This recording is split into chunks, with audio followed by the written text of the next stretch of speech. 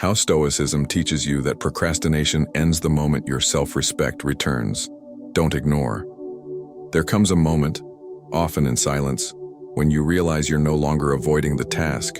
You're avoiding yourself, not the assignment, not the conversation, not the project, but the part of you that knows you were meant to start long ago. We think procrastination is a matter of scheduling, but the Stoics saw something deeper. Marcus Aurelius never called it being lazy. He called it failing to live according to nature. Not your calendar, your nature. The inner order that wants to bring thought into action, clarity into motion, intention into being. So why don't we act? Why do we wait? Not because we don't know what to do, but because something inside us has loosened. The connection between our desire and our discipline, the bond between our self-respect and our daily behavior. What breaks first isn't the routine, it's the relationship with yourself. You wake up with ideas and go to sleep with guilt. You set plans and then watch yourself abandon them. Each time you say, "I'll do it tomorrow," a part of you waits to see if that promise will be kept. And when it's not, something begins to withdraw. Not loudly, but quietly. Not instantly, but consistently. Like a flame that doesn't go out, it just dims. Stoicism wasn't written for the perfect. It was forged in the fires of delay, discouragement, and distraction. But it offered something few philosophies dared to demand: integrity between the self you imagine and the self you become. This video is not a productivity hack. It's an invitation to reclaim the dignity of your own rhythm, to remember that the way out of delay is not with force but with truth, and to rediscover what the Stoics knew, that procrastination ends not when the work begins, but when the self returns. Let's begin. The unseen damage of delay. Procrastination doesn't scream, it whispers. It doesn't destroy your life in a moment. It erodes your confidence one quiet choice at a time. The danger of delay isn't that something external falls apart. It's that something internal fades away. Your belief that you are someone who keeps their word. When you delay, you don't just put off the task. You place a small question mark in the center of your self-image. And the more you delay, the bigger that mark becomes. Until eventually, you stop expecting much from yourself at all. Not because you lack ambition, but because you no longer trust your own follow-through. Seneca once wrote, "While we waste our time hesitating and postponing, life is slipping away. But what slips away isn't just life, it's clarity. The sense of emotional and mental alignment that gives your actions meaning. Each delay is a break in that alignment, and too many breaks begin to disorganize your inner world." The Stoics believed the soul seeks order. Not external order, but the kind that comes when your thoughts, values, and behaviors are in agreement. Procrastination violates that order. Not loudly, not violently, but silently. And that's what makes it so dangerous. It feels harmless, until it's not. You tell yourself, it's just a small thing I'm putting off. But the mind doesn't speak in tasks. It speaks in signals. And the signal it receives is this: what I say doesn't matter. What I decide can be undone. What I commit to can be ignored. That becomes your new baseline, and with it, your identity shifts from the one who acts to the one who waits. This shift is rarely conscious, but its effects are profound, because once you've adapted to this lower standard, everything else becomes negotiable. Sleep schedules, commitments, boundaries, even dreams. You begin to feel that nothing you say, not even to yourself, carries weight anymore. And that is a painful place to live. But here's the truth the Stoics would have reminded you. Procrastination may feel passive, but it is an active decision. Each moment you delay is a moment you train your mind to disbelieve in your own authority. And the longer you train it, the more foreign discipline will feel. There is no shame in struggling to act, but there is danger in pretending that struggle is neutral. It's not. The more you avoid, the more you abandon the person you said you would be. The more you delay, the more you lose touch with the self who once believed in the mission. This isn't about guilt, it's about truth. And the truth is this: delay is expensive. Not just in time lost, but in dignity spent. Every avoided decision is a withdrawal from your inner account of confidence. And when that balance runs low, even small tasks feel heavy. But the good news is this: the repair begins the moment you see it. Once you acknowledge the cost, you are no longer blind to it. And that awareness, painful as it may be, is the first sign of your return to your intention, to your direction, to yourself. When action becomes a moral decision, there is a moment most people miss. A subtle turning point that doesn't happen when you start a task, but long before, when you decide whether or not to act at all. That moment, though small, is not logistical. It's ethical. Because every time you choose between action and avoidance, you're choosing between two versions of yourself: the one who lives in alignment and the one who escapes it. To the Stoics, action wasn't just about doing things, it was about doing the right things, for the right reasons, at the right time. They believed that moral character isn't something you build once in a crisis. It's something you cultivate in the quiet, invisible choices of the everyday. Whether you rise when the alarm rings, whether you follow through when no one's watching, whether you do what you said you would, not because it's easy, but because you gave your word. We often wait for clarity before we act. But what if clarity is found through action? What if the very act of stepping forward is the signal your soul has been waiting for? The proof that you are ready to stop living in contradiction. Epictetus wrote, "Don't explain your philosophy, embody it." In other words, what you believe matters very little if it doesn't shape what you do. Every time you act against your own principles, even in small ways, your conscience doesn't forget. It keeps record, not to punish, but to remind you that your life is not just what you hope for. It's what you permit. When you procrastinate, you're not just delaying a task. You're postponing integrity. You're pressing pause on being the person you promised yourself you'd be. And the longer that pause lasts, the easier it becomes to pretend that it never mattered in the first place. But it does matter. It matters because you matter. And your actions, even the smallest, are the echoes of your values. You are never just making a to-do list. You're shaping a character. You're reinforcing an identity. You're drawing a line between the person who rationalizes and the person who rises. To the Stoics, virtue wasn't abstract. It was practical. To act with courage, you must face fear. To act with discipline, you must resist impulse. To act with wisdom, you must see clearly, not just the world, but yourself. And that clarity begins when you stop negotiating with the voice that says, later. In today's world, we've separated productivity from morality. We treat procrastination as a weakness of habit, not a fracture in integrity. But the truth is, when you say you'll do something and don't, it's not just inefficient. It's a subtle form of self-betrayal. And that betrayal doesn't just affect your schedule. It affects your sense of self.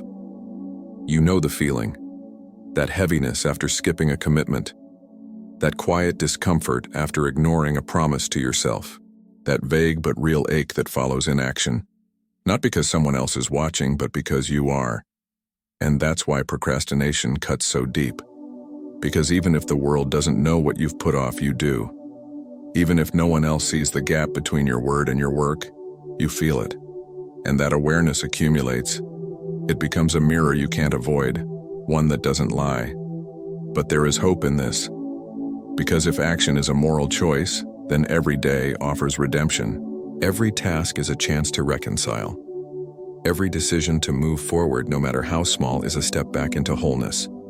You don't need a perfect schedule. You need a reawakened conscience, one that doesn't beg for motivation but demands alignment. One that reminds you, your life isn't built in the big moments. It's forged in the quiet decision to act, not later, but now. Because when you act in alignment, you're not just checking off a box. You're restoring a bond between who you are and who you're meant to be. The moment you lie to yourself, there's a kind of silence that doesn't come from peace, but from avoidance. It happens when you make a promise to yourself and then quietly break it.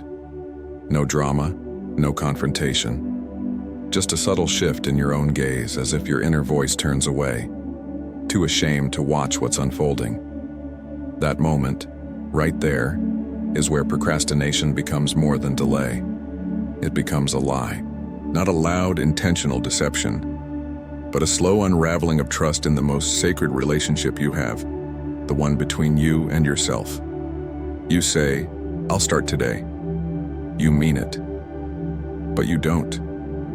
And the mind records it, not with judgment, but with memory.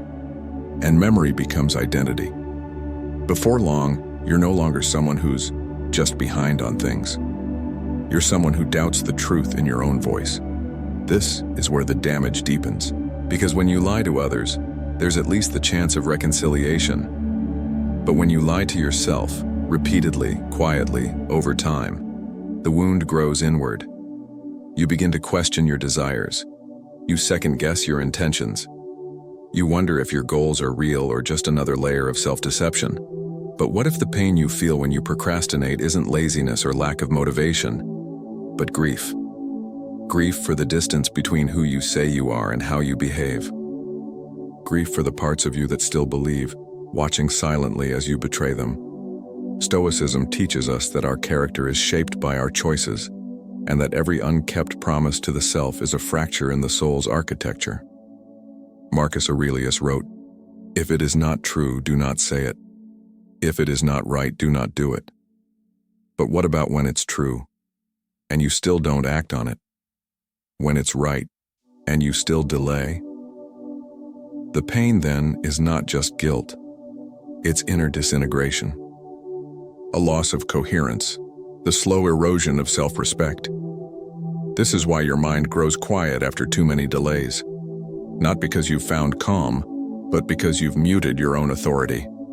You stop speaking promises into your own future because some part of you no longer believes you'll listen. The silence isn't peace, it's resignation. But the fact that you still feel the discomfort means something hasn't died. Something inside you still wants to believe, to try, to rebuild that bridge between your word and your action. And that rebuilding begins not with discipline, but with truth. Not with punishing yourself for what you've delayed, but with finally admitting that the avoidance has a cost. Self-respect doesn't return with external success. It returns the moment you stop lying. When you tell yourself the truth, even if it's uncomfortable, even if it hurts, especially if it hurts. Because pain, when faced with honesty, becomes a teacher, and that pain is a compass, pointing you back to the path where your voice and your action walk side by side again. There's no need to dramatize the lie, no need to shame it, just notice it.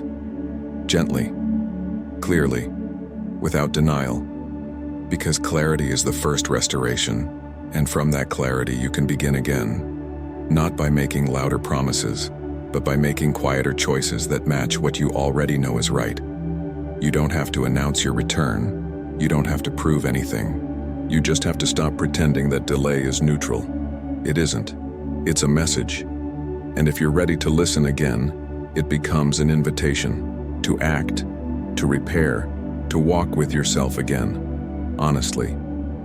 Self-discipline is self-respect in motion. Most people misunderstand discipline. They see it as control, restriction, a set of harsh rules imposed on a resistant self. But the Stoics saw something much different, something softer, quieter, and far more powerful. To them, discipline wasn't about punishing the body or forcing the mind. It was about honoring the soul. Because when you follow through on what you've chosen with clarity, you're not limiting your freedom. You're embodying your integrity. Discipline is not a punishment, it's proof. Proof that your word carries weight. That your intentions aren't just ideas floating in the mind, but roots growing through your choices. Every time you do what you said you would do, even when it's hard, even when it's small, you're confirming to yourself, I am someone I can count on. And that's not motivation. That's self-respect in motion. Marcus Aurelius never spoke of discipline as self-harm. He called it harmony, living in accordance with nature, with your reason, with your role.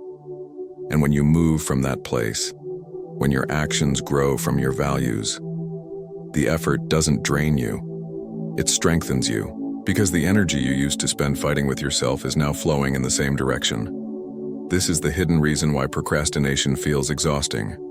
It's not the work that wears you down, it's the inner tug of war, the thoughts you rehearse but don't complete, the plans you make but don't honor, the quiet negotiations with your conscience that leave you restless even when nothing gets done. Self-discipline ends that war, not by making the task easier, but by making the self united. No more division between thought and action. No more tension between desire and direction. Just the steady unfolding of choices that match who you said you wanted to be. We often wait for willpower, like it's a guest that may or may not arrive. But discipline isn't about waiting. It's about remembering. Remembering that you've already decided, that the version of you who made the commitment was wise, and that your job now isn't to redecide but to remain faithful. Epictetus said, "No man is free who is not master of himself." And that mastery doesn't come from force. It comes from consistency, from choosing again and again to stay in alignment. Not perfectly, not rigidly, but faithfully. Because you know what it costs when you drift, and what it restores when you don't. Discipline is not always loud. It doesn't always look like intensity. Sometimes it's quiet, subtle, a decision no one sees, a moment when you close the loop between intention and reality, when you rise not because it's urgent, but because it's yours, because you said you would, and because something sacred happens when you keep that promise. It's tempting to think discipline belongs to the strong, that it's reserved for the elite, the extreme, the extraordinary. But the truth is, discipline is for the honest, for those who are tired of lying to themselves, tired of the gap between what they want and how they live, tired of wondering what it would feel like to move with clarity and stand with dignity. Self-respect isn't built in grand gestures. It's built in ordinary acts of devotion. When you do what you said, when you show up, when you align, that's how you begin to believe in yourself again, not by demanding perfection, but by practicing integrity, quietly, repeatedly, gently, powerfully. And every time you do, you prove that discipline was never the enemy of freedom. It was the foundation of it, the form that gives your purpose structure, the rhythm that gives your effort meaning, the path that brings your future into the present, one step at a time. You're not tired, you're unaligned. There's a kind of exhaustion that sleep can't fix. You wake up feeling heavy, not because your body didn't rest, but because your mind is carrying something it hasn't faced. It's easy to blame fatigue. But what if you're not truly tired, just misaligned? What if the weight isn't from overwork, but from the tension of resisting the work your soul keeps asking for? We often confuse emotional resistance with physical depletion, but they're not the same. Real fatigue comes after effort. This other kind, the fog, the dragging of feet, the daily dread. It comes from the mind trying to live in contradiction. You know what you want. You know what matters. And yet your actions orbit around it without landing. That distance creates friction, and friction drains you. Marcus Aurelius once asked himself, "At every moment, keep a sturdy mind on task." Why? Because distraction isn't just a waste of time, it's a fracture in purpose. And when your daily choices drift away from your deeper convictions, the consequence is not just delay, it's depletion. Not because you've done too much, but because you've betrayed what you should have done. Procrastination often disguises itself as low energy. But what if the true cause is the slow erosion of meaning? You've told yourself 1,000 times what you were going to do, and each time you don't, the dissonance between your knowing and your doing becomes heavier, until it no longer feels like a task you're avoiding. It feels like a version of yourself you're avoiding. The Stoics believed that energy is the natural result of inner unity. When your reason and your action agree, effort becomes lighter. You may still be challenged, you may still sweat, but you won't be burdened by guilt, shame, or self-doubt. You'll feel the kind of fatigue that comes from real work, not emotional drag. When you're aligned, you don't have to push yourself as much. You're pulled, not by pressure but by purpose. And that pull is subtle. It doesn't always look intense. Sometimes it looks quiet, grounded, clear. It's the sense that you're moving in the right direction, and that sense energizes you from within. If you've been feeling tired all the time, pause before you blame your habits. Ask instead, am I living in alignment? Am I acting in accordance with what I know to be right, necessary, true? Am I putting my attention where my intentions are? Because often, the exhaustion we call burnout is really just the pain of self-abandonment. It's not that we've done too much. It's that we've spent too long doing the wrong things and we're avoiding the right ones. We've turned away from the very actions that would restore us. And in that avoidance, we've lost energy, clarity, direction. This is not a rebuke. It's a recognition. If you feel drained, numb, discouraged, it doesn't mean you're broken.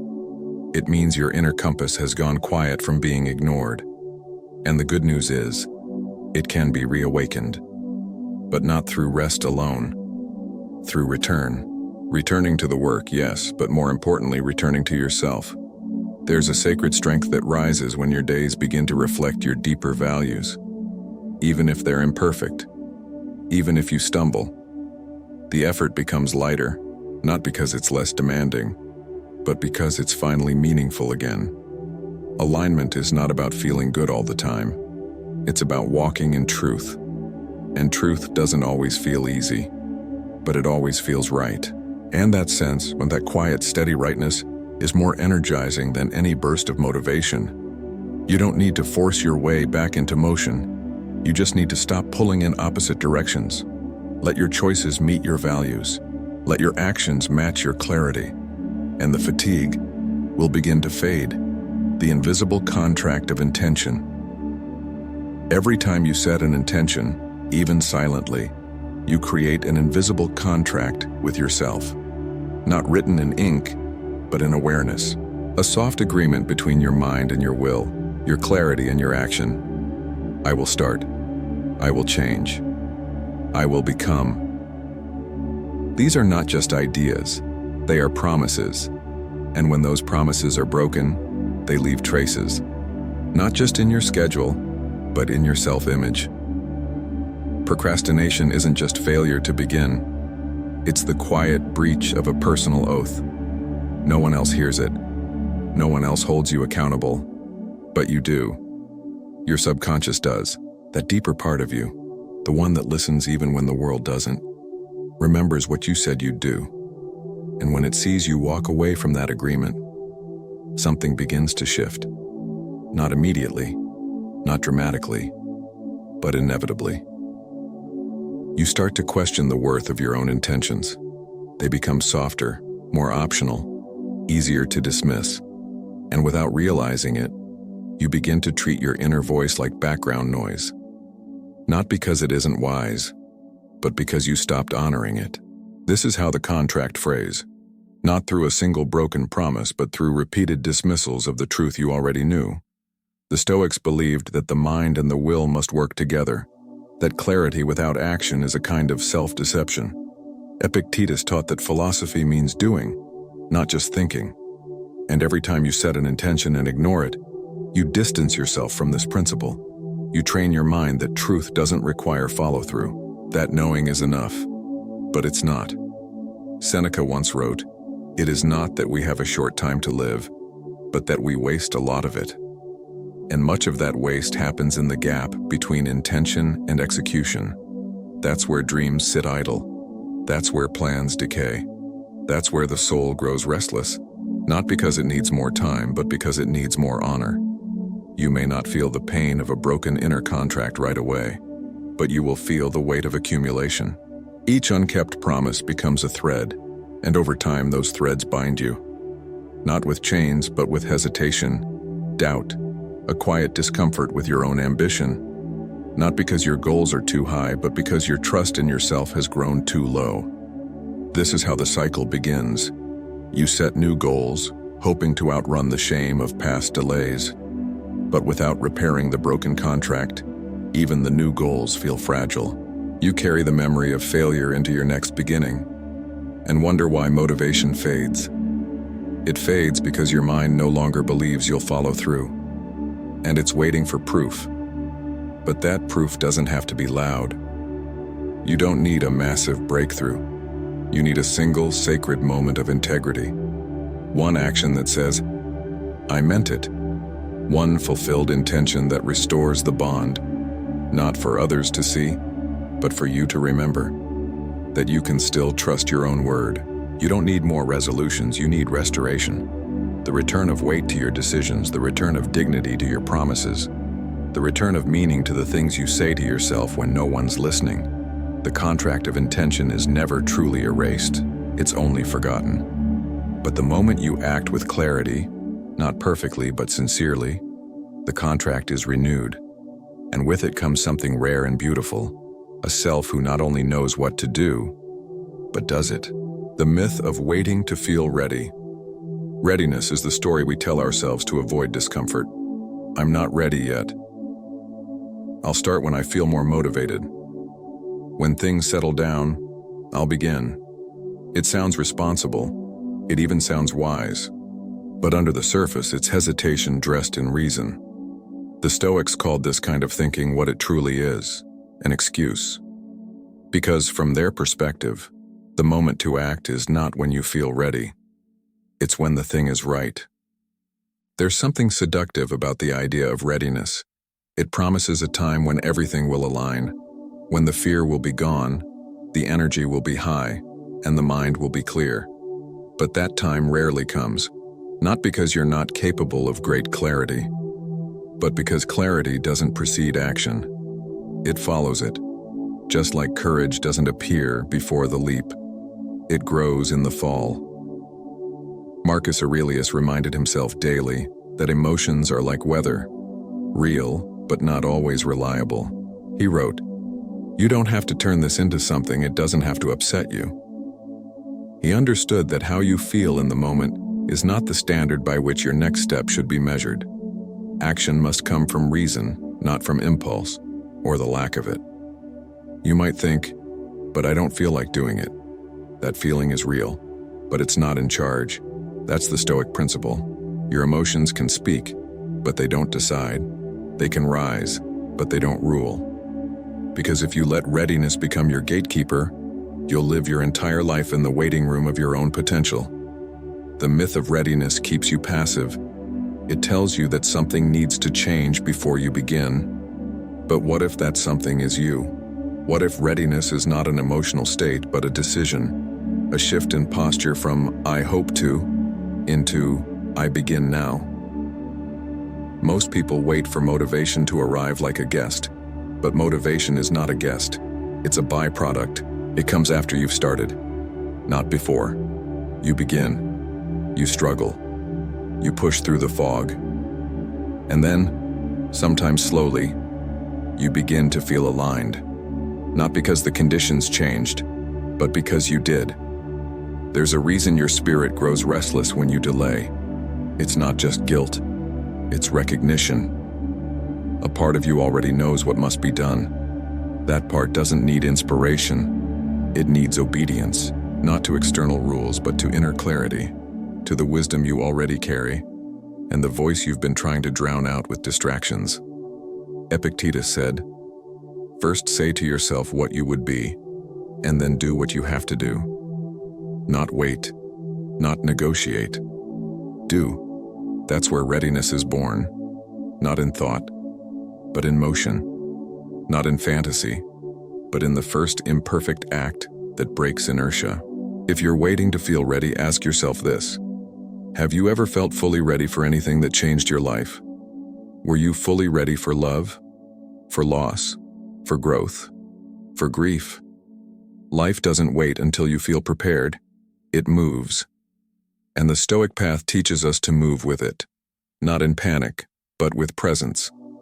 Not because we feel brave, but because we know what must be done. The moment you stop asking, "Am I ready?" and start asking, "Is this right?" everything shifts. You step out of indecision. You leave behind the illusion of control. And you step into something sacred, the act of becoming. You'll never be completely ready, but you can be deeply willing. And that willingness, quiet, strong, unwavering, is how transformation begins. Not in comfort, but in courage. You become what you tolerate. There is a threshold, invisible, unspoken, where your standards quietly shift. Not all at once, but gradually. You let something slide, then again, and again, until the thing you once resisted becomes part of your rhythm. This is how identity changes, not by bold declarations, but by what you allow, by what you excuse, by what you silently tolerate in yourself. And nothing accelerates this shift more than procrastination. You don't just delay an action, you reinforce a standard. The standard that says, my word is flexible, my discipline is optional, my goal is negotiable. Over time, these allowances become normal, and what you once considered unacceptable, a missed deadline, a broken promise, a skipped routine, begins to feel familiar, even comfortable. Not because it aligns with your values, but because repetition has rewired your expectations. The Stoics were not obsessed with perfection. They knew the human experience was complex, but they believed deeply in the importance of boundaries with the self. Marcus Aurelius wrote, "You have power over your mind, not outside events. Realize this, and you will find strength." That strength is not about control over everything. It's about refusing to accept less from yourself than what you know is right. Every time you tolerate the delay, the excuse, the false promise, you signal to your subconscious, this is who I am now, not intentionally, but functionally. The action becomes identity, the exception becomes the rule. And soon, your former standards begin to feel distant, like someone you used to be. We often think habits shape us through repetition alone, but repetition is never neutral. Every repeated action carries a message, and procrastination's message is this: your priorities can wait, your growth is negotiable, your word is soft. You're teaching yourself how to treat your own commitments, and those lessons stick. The mind remembers what you tolerate, and so does your spirit. Because the more you allow yourself to drift from what you know matters, the harder it becomes to recognize yourself in the mirror of your own intentions. But this isn't about punishment. It's about pattern. And once you see the pattern clearly, you can interrupt it. You can say, I may have tolerated this yesterday, but not today. Not because you hate who you've been, but because you finally remember who you are. Seneca warned against living as if life were endless, as if there would always be time to correct what's been postponed. But the correction doesn't need more time. It needs a line, a limit, a return to standards that sharpen the soul instead of softening it into delay. If you feel distant from your potential, ask yourself, what have I been tolerating that doesn't reflect the life I say I want? What have I permitted to take root, not because I believe in it, but because I stopped confronting it? It's not about being harsh with yourself. It's about being honest. Honest about the gap between what you expect and what you accept, and honest enough to close it, not with force, but with firmness, not with shame, but with self-respect. You become what you tolerate. But that truth cuts both ways. Just as tolerating weakness creates erosion, tolerating excellence builds strength. Every time you choose to uphold a higher standard, even when it's hard, you tell your mind, this is who I am becoming. And that identity begins to anchor. You don't need a new version of yourself. You need to stop betraying the one that already knows what's right. And the moment you stop tolerating what weakens you is the moment you begin to remember your power. Every delay is a message to your mind. Every time you delay, your mind listens, not to the excuse, not to the surface story, but to the signal beneath the behavior, the deeper message that says, this doesn't matter enough, or worse, you don't trust yourself to handle this. We often think procrastination is neutral, just a pause, a break, a temporary resistance. But the mind doesn't see it that way. It treats every delay as instruction, every repeated behavior as truth, and over time it builds your identity based on the signals you send. The brain is a brilliant recorder. Through neuroplasticity, it learns from repetition, not from intention. It doesn't change when you dream. It changes when you do. And when you consistently postpone action, your neural pathways begin to adapt. They reinforce avoidance. They normalize hesitation, until delay becomes the default, not just a decision, but a mental habit. This is why it becomes harder over time, not because the task changed, not because your capacity shrank, but because the repeated message has reshaped your belief. I'm someone who doesn't start. And the longer you delay, the more that belief solidifies. Not because it's true, but because it's been practiced. To the Stoics, action was the great calibrator of the soul. Epictetus taught that you should not say you will be brave, just act bravely. The point wasn't moral performance. It was psychological conditioning, because they knew what modern neuroscience confirms. The self is not a fixed object. It's a pattern of responses. And those patterns are trained by what you consistently allow or refuse to act on. So when you tell yourself, just one more hour, tomorrow's better. I'll feel more inspired later. It may feel small, but to your mind, it's reinforcement.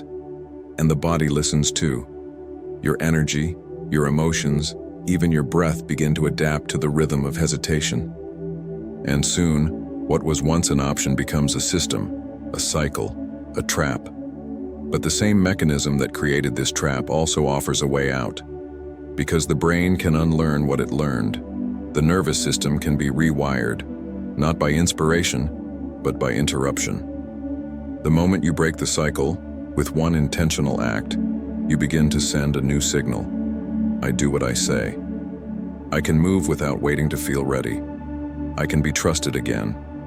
You don't have to feel confident to reclaim your confidence. You just have to act against the message you've been unintentionally rehearsing. Action is the antidote. It doesn't erase the delay, but it changes the narrative. And that change, repeated, becomes a new baseline. Marcus Aurelius didn't speak of motivation. He spoke of duty, not as a burden, but as clarity. He knew that the mind drifts when it isn't grounded in action. That thought without movement becomes noise, and that dignity returns when behavior reflects reason, not impulse. So the question becomes, what message are you sending to your mind today? Not what are you hoping for or thinking about or journaling, but what are you doing or not doing that reinforces the person you are becoming? Even one small action can shift the trajectory. Because it interrupts the old message, it creates friction in the pattern. And with repetition, that friction becomes change. The brain begins to believe again. The spirit begins to trust again. The mind begins to quiet, not because everything is easy, but because your actions are finally telling the truth. Every delay is a message, but so is every step forward. Choose your signal wisely, because your future self is listening and learning. The hour of inner leadership. Every life eventually arrives at a threshold, a moment not defined by external pressure, but by internal confrontation. It doesn't announce itself with chaos or crisis.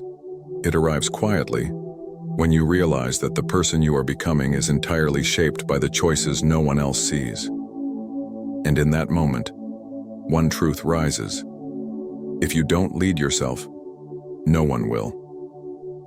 We often think of leadership as something outward, something displayed in crowds, measured by influence, directed at others.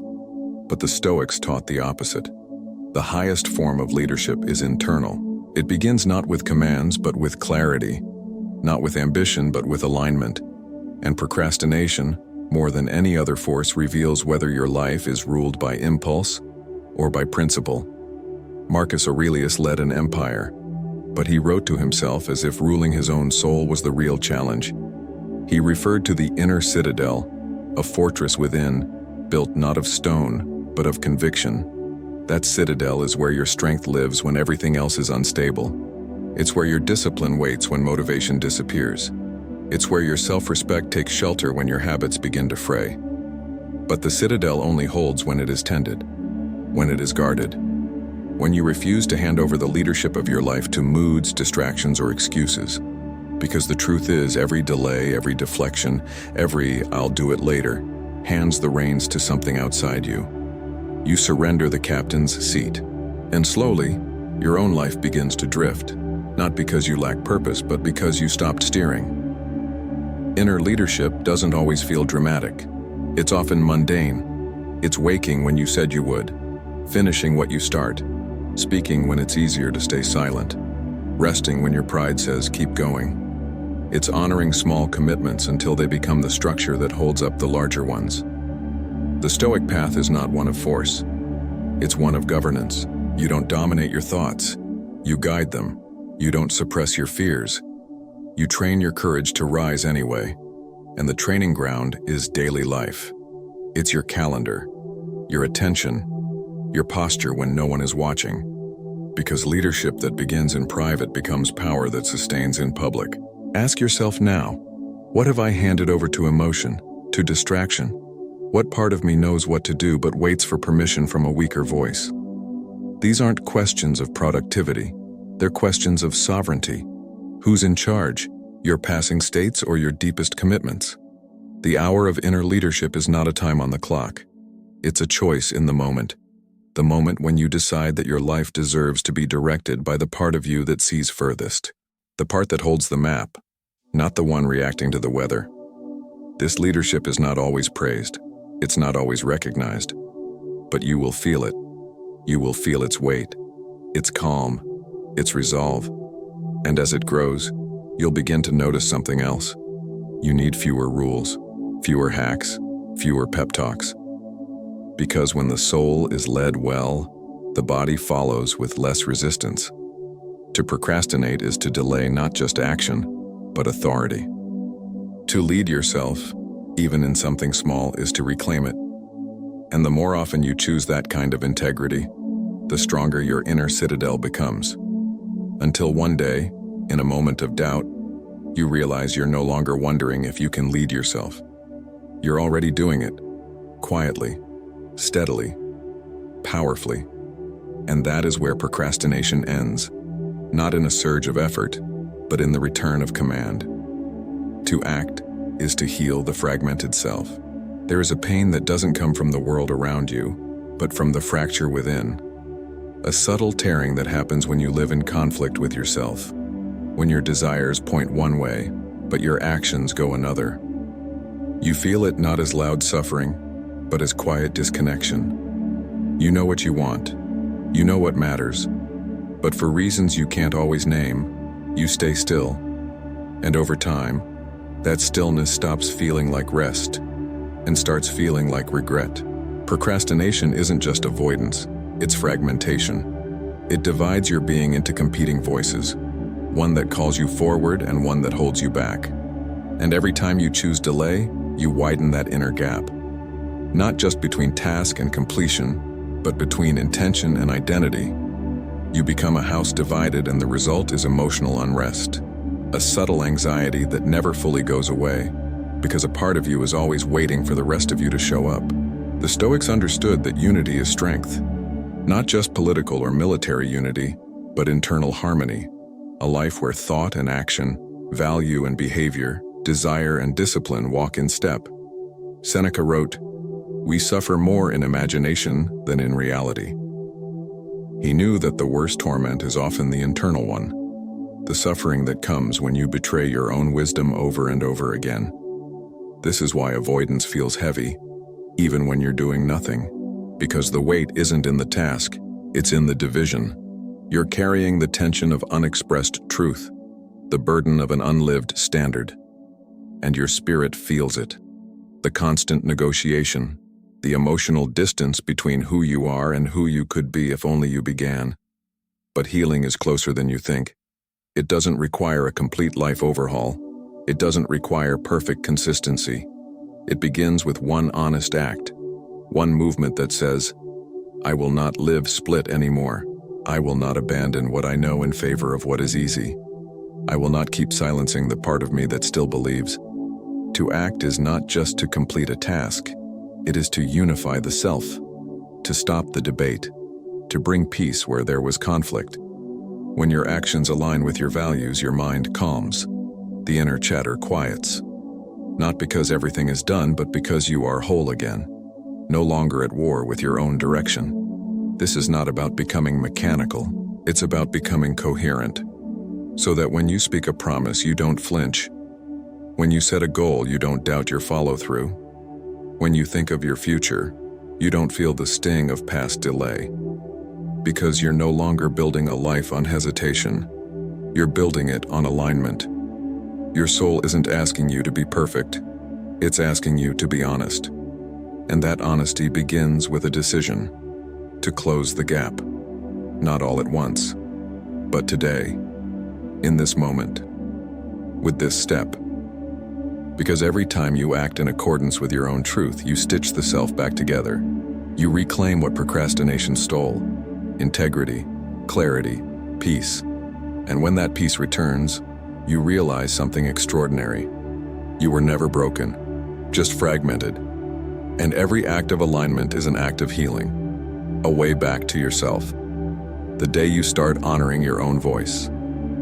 There comes a day, not marked by a calendar but by conviction, when you stop waiting for the right time, the right energy, the perfect plan. A day when you stop rehearsing the same excuses and start listening again to the voice you silenced inside. That voice never yelled. It never forced. But it carried truth. It reminded you of what you once promised yourself before you drifted, delayed, or disappeared into hesitation. That day is not dramatic. It doesn't begin with fireworks or motivation.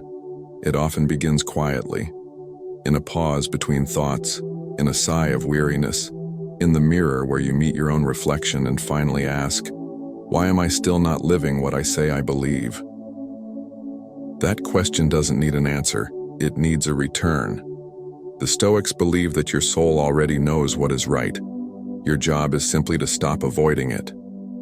Marcus Aurelius reminded himself again and again, at some point you have to stop being misled. You have to get serious, not by making grand plans, but by doing what the day demands. That's what this final moment is about, doing what the day demands. Not because the conditions are perfect, but because you are finally ready to honor your own voice again. When you delay, you silence yourself. You tell your inner wisdom it doesn't matter, that its urgings can wait, that its clarity is optional, but the soul keeps speaking even when ignored. And the pain you feel, that quiet unrest, that gnawing discomfort, is not failure. It's the voice trying to break through. To honor your voice is not to force yourself. It is to return to sincerity, to stop pretending you don't know what to do, to stop playing small in your own life, to stop betraying your own clarity for the comfort of delay.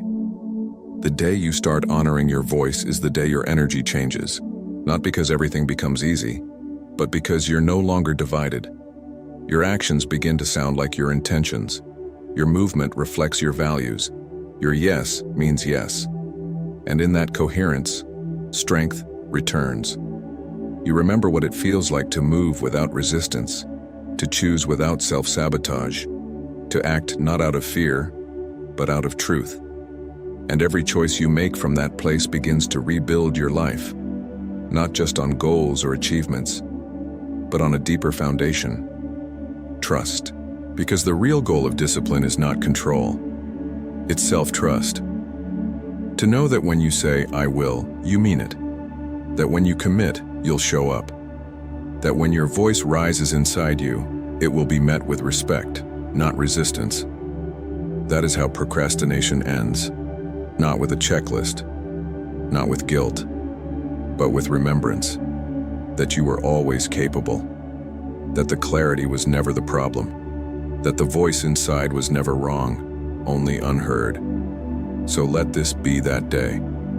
The quiet turning point where you stop rehearsing your doubts and start rebuilding your dignity. Where you act not to impress, but to align. Not to prove, but to heal. Not to escape discomfort, but to embody truth. You don't need a better system. You need a restored self. And that restoration begins the moment you decide, not just to act, but to believe yourself again. Let your life be shaped by the voice that sees clearly, speaks honestly, and now, finally, is honored. Let that be today.